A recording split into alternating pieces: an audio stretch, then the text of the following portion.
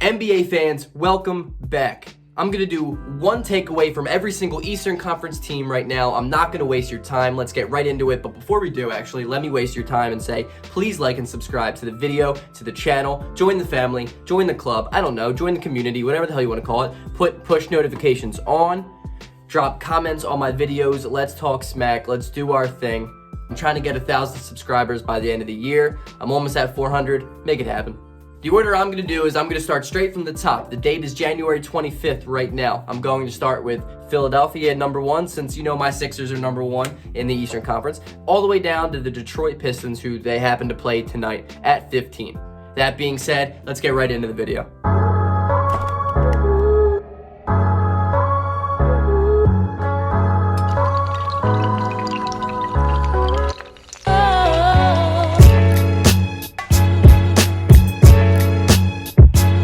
Number 1 is the Philadelphia 76ers. They are a different team than last year. As Sixers fans know, Doc Rivers has been huge for Philadelphia. The Sixers had a very big problem with one of the worst coaches I've ever seen in Brett Brown, where we would build up big leads in the first quarter, second quarter, then have some of the worst third and fourth quarters I've ever seen. Doc Rivers is the opposite. We will be down in the first quarter, but our second half is incredible. The Sixers are a dominant fourth quarter team. With the additions of Seth Curry, Danny Green, Dwight Howard, we have been really, really good because those three guys fill needs that we had a hole in. Shooting has been incredible. Spacing has been way better with the emergence of Shake Milton averaging around 17 points a game off the bench this year, as I predicted a year ago. The Sixers are a really good team, and it doesn't hurt that the MVP of the early season right now is Joel Embiid. The number 2 right now, I have the Milwaukee Bucks. All right, I'm going to start off. Giannis still can't shoot, and the bench is really not that great. But Bobby Portis has been really, really good and been really efficient. He's been shooting the ball well, actually. And Milwaukee is about where they're going to be. They haven't had a great start to the season, but I have full faith, full hope in this team to be exactly where everyone expected them to be still.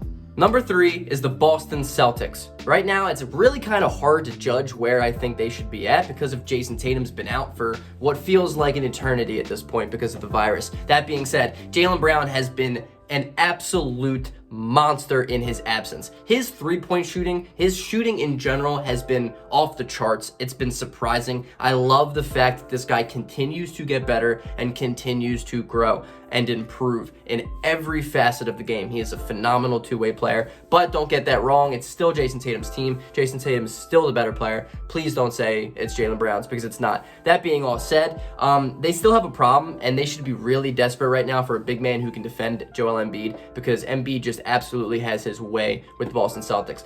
The Boston Celtics are phenomenal 1 through 3, but the 4 and 5 positions, they need help. I'm thinking maybe a Clint Capella type addition.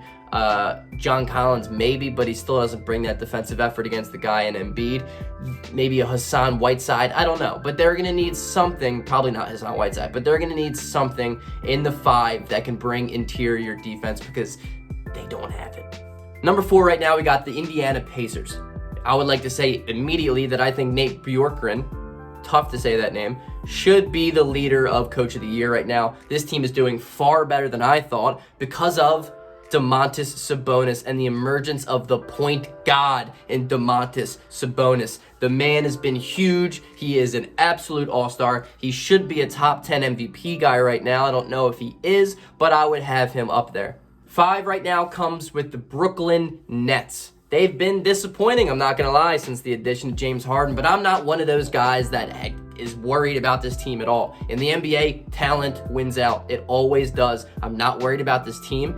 Defensively, there are worries for sure. Personally, I don't think DeAndre Jordan is at all the answer for the 5. And if I'm Brooklyn, I'm not done making moves to try to improve and bolster my defense, because it needs help. I'm not going to sit here and say it doesn't.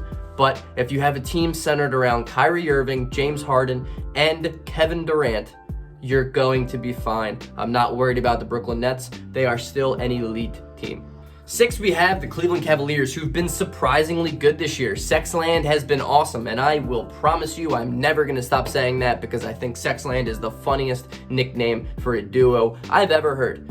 Colin Sexton has been an absolute lethal bucket getter, and Darius Garland does a lot of everything, and I really like him too. It's interesting that they're the worst offensive team in the NBA, but also the best defensive team in the NBA too. You don't really see extremes like that, especially with a team of Cleveland, but it's really nice to see. And Larry Nance has been an absolute awesome defender this year. He needs to get credit and respect put on his name. That's what I'm here doing right now. Put some respect on Larry Nance's name.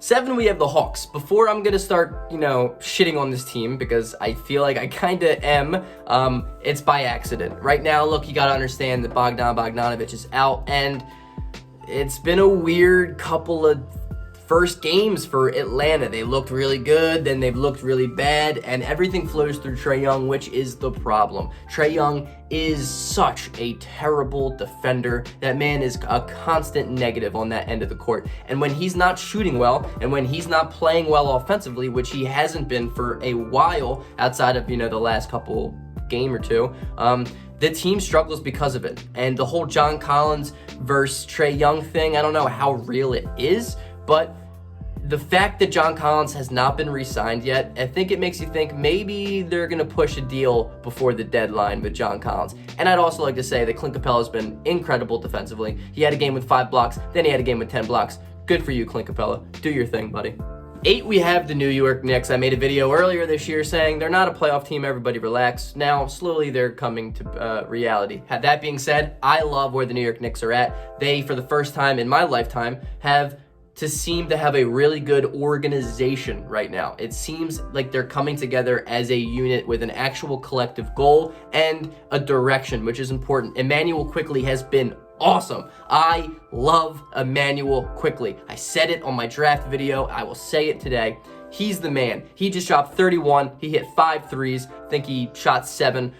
He's been an absolute steal for them. Good for New York for that. Obviously, I can talk about Julius Randle being the man. I'm interested to see whether they keep him, re-sign him, kind of build around him, which I think would be a mistake, or trade him when his value is his highest, which I think is right now. Personally, I still think New York needs to embrace this rebuild. They need to trade Julius Randle for, something future. RJ Barrett has been good too. I think he is an incredibly terrible player, but he's been good. Number 9, we have the Toronto Raptors, who seem to finally be putting wins together. Like I said, I was not one of the guys thinking, wow, Toronto needs to blow it up, Toronto's done. Because I personally think the way this team is right now, it's a playoff team, and they are a playoff team. They're going to be a playoff team, I promise you guys. That being said, I do not think Pascal Siakam is the star that everyone thought he once was going to be. He's a great number 2. For a guy like Kawhi Leonard. Other than that, I think he's a good number 3 on winning teams. Pascal Siakam's not had a good year. He's been playing a little bit better as of late, but still, I think Fred VanVleet, this is his team. I love Freddie. I think he's a great player. He's efficient, and him and Kyle Lowry, man, an awesome backcourt. Number 10, we have the Chicago Bulls. Now, I'm going to be honest with you, I haven't watched a ton of Chicago basketball, but that being said, I think Billy Donovan is a good coach. I think people overrate him entirely because I think he's arguably lost them a couple of games from what I have seen. That all being said, Zach LaVine is an absolutely cold-blooded and efficient scorer, and I would love the Sixers to get him. The Bulls' offense is so freaking good this year, but their defense is not. They have so many guys who can put up buckets, but not a lot of guys who can stop guys from getting buckets. Patrick Williams has been good. I like Patrick Williams. He has a very unique skill set, and I think he's going to be a good NBA player. Ben Simmons trade? Ben Simmons possible? Possible Ben Simmons trade? He plays really good defense. You have a lot of shooters in Chicago. Maybe. Think about that. We got the Hornets at 11. It's LaMelo Ball's trophy to lose. This man has crazy volume. They basically run their offense through him when he has the ball, and it's not even really by choice, because the fact that LaMelo grabs a ton of rebounds for his height and just naturally will run the offense. I like the Charlotte Hornets. I think they are underperforming, but that being said, I still think it's a good team. I think Miles Bridges is such a vastly underrated player in this league. I think he is awesome. I absolutely love Miles Bridges. I hate that they signed Gordon Hayward because it's going to just take up development that could have been for Miles Bridges. Number 12, we have the Orlando Magic, which is interesting because Cole Anthony is an absolute sleeper to win Rookie of the Year. I know what I just said about LaMelo, but Cole Anthony will fight for it. I don't think he's going to win it, but he'll fight for it. And I say that because he is a scorer, he is a very good player, and he's been playing way better than people thought he would. At the same time, Markelle Fultz is going to be out all year long, so the opportunity will be there for Cole Anthony. And he's been putting up really similar statistics to LaMelo Ball this year. So why not keep it interested? I think Cole Anthony will be a top 3 Rookie of the Year player this year. Also, my man Gary Clark Jr. has been so good from 3 this year. Only Magic fans know that, and me. At 13, we have the Miami Heat. They are underperforming a lot, but at the same time, they haven't really been healthy at all. So when this team is back at full strength, I'm sure they're going to be the same old Heat. They should have gave the Myers-Leonard contract to Jay Crowder instead. I have been absolutely mind-boggled from the moment they gave Myers-Leonard $10 million a year instead of Jay Crowder. I don't understand that. It made no sense to me. Jay Crowder was such a vital and important piece to that playoff run, and instead they gave it to a guy who was not getting time in the NBA Finals. At 14, we have the Washington Wizards, and I'd like to say first and foremost, fire Scott Brooks. Fire that man. Take that man's job away from him and give it to somebody else. Anybody else. I don't care who. Scott Brooks is an awful coach. He is literally terrible. He does everything that I would not do in an NBA game, and it drives me crazy, and I don't even like the Wizards. Russell Westbrook, don't get me wrong, not having a good year, but it's not his fault the team gives up 195 points a game. The Wizards team needs to rebuild. Give Denny Avdija some playing time, please. Let him get some volume. Every time he's on the court, Russell Westbrook's on the court, and he doesn't even touch the ball. Stop using Denny Avdija as a spot-up three-point shooter. Let the guy play make. Let the guy run an offense. You need to get rid of Westbrook. I don't care how the hell you do it. You got to do it. And trade Bradley Beal, please, to Philadelphia. Please. I'll give you Ben Simmons. Please. Please. Please. Last and definitely least, we have the Detroit Pistons. I'm going to be positive here. I think I love Saddiq Bey. Saddiq Bey is awesome. He has not been shooting the ball well the past couple of games, but he started the year off really well, and he is a promising 3-and-D player. He has a great stroke. He scores the ball well. He can even score off the dribble a little bit better than I expected him to coming out of college and doing it this well this early. I love Saddiq Bey. Also, Jeremy Grant, good for you, man. I love Jeremy Grant. He is an original process Sixer. We drafted him, and if you know Jeremy Grant as a Sixer, if you know how he was in the very beginning of his career, you would be thrilled for him too, because he is now a legitimate number 1 option on arguably the worst team in the NBA, but he's being efficient. He's putting up 20-plus points a game. He had the most consecutive 20-plus point games this season before Ben Simmons absolutely shut him down last night. But Jeremy Grant has been awesome. He has turned into a great shooter,